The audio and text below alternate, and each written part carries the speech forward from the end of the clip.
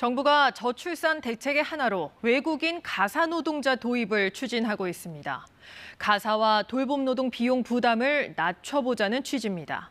이르면 올 하반기 시범 사업이 시작되는데 정부와 정치권이 어떤 방향으로 논의하고 있는지 먼저 김영은 기자가 보도합니다. 30대 중반의 이 필리핀 여성은 입주 가사노동자로 2년간 일했습니다. 집안일과 두 아이의 육아뿐 아니라 영어도 가르쳤는데 월급으로 200만 원을 받았습니다. For me, it's fine. Because sometimes I do teaching their children for a little bit English. And newcomers, it will be big money. 현행법상 가사노동자는 중국과 구소련 동포들, 외국인 중에선 영주권자나 결혼 이민자만 가능해 다른 나라 출신 상당수는 불법 체류 신분입니다. 많은 사람들 압구정도 있고 이태원에서 일하고. 한 국회의원은 가사노동자 외국인 국적 범위를 넓히고 최저임금 적용 대상에서 빼자는 법안을 발의하기도 했습니다. 이 법안이 실현된다면 싱가포르와 같이 월 100만 원 수준의 외국인 가사 도우미의 사용이 가능해집니다.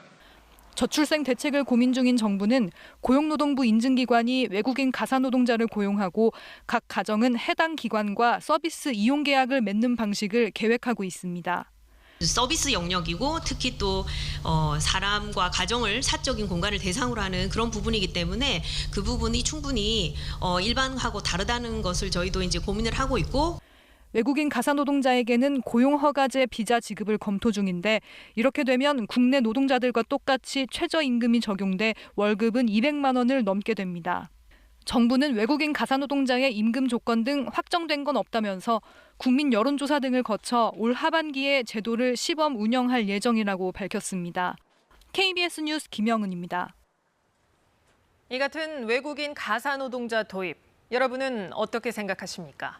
KBS가 시민들을 만나서 의견을 들었습니다. 또 저출생 상황이 실제로 나아질지, 추가로 생겨날 문제는 없는지도 살펴봤습니다. 이어서 이정은 기자입니다.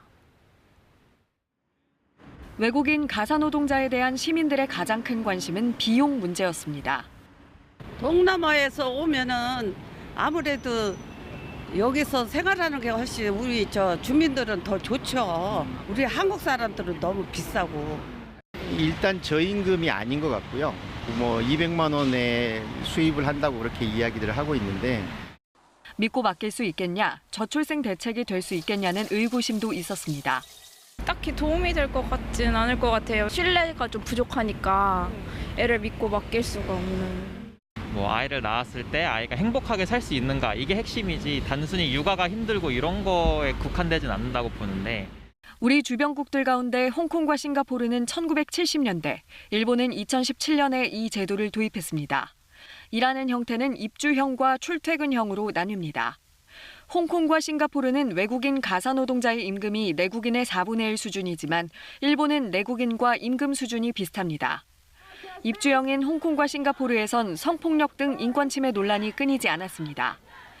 외교 문제로 비화된 적도 많았기 때문에 이런 것들을 좀 방지하고자 입주형은 허용하지 않는 방향으로 가고, 그다음에 임금 같은 경우에도 일본에서 일하면 일본에서 일하는 사람들이 필요한 물가 수준이 있기 때문에.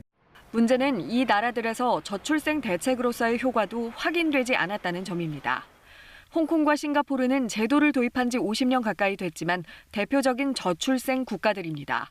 일본도 반등 기미가 없습니다. 가뜩이나 열악한 노동 환경이 더 악화될 수 있다는 국내 가사 노동자들의 걱정도 경청해야 합니다. 연차수당, 주휴, 퇴직금, 하다못해서 이동하는 교통비, 이런 실비를 전부 빼고 나면 최저임금이 안 돼요. 현지에도 안 되고 있습니다. 그런데 만약에 외국 인력을 최저임금도 안 주고 더 들여온다고 하면 현지의 임금 수준은 더욱더 낮아지겠죠. 서둘러 제도를 도입하기보다는 실제 외국인 가사 노동자가 필요한지 수요 조사부터 제대로 하자는 목소리도 나오고 있습니다. KBS 뉴스 이정은입니다. 안녕하세요. 이소정입니다. 대한민국에서 가장 정확하고 빠른 뉴스는 KBS 뉴스 채널을 구독하면 만날 수 있습니다. 뉴스 제보는 언제 어디서든 카카오톡이나 KBS 앱으로 간단히 할 수 있습니다. 시청자와 함께 KBS 뉴스를 만들어갑니다. 감사합니다.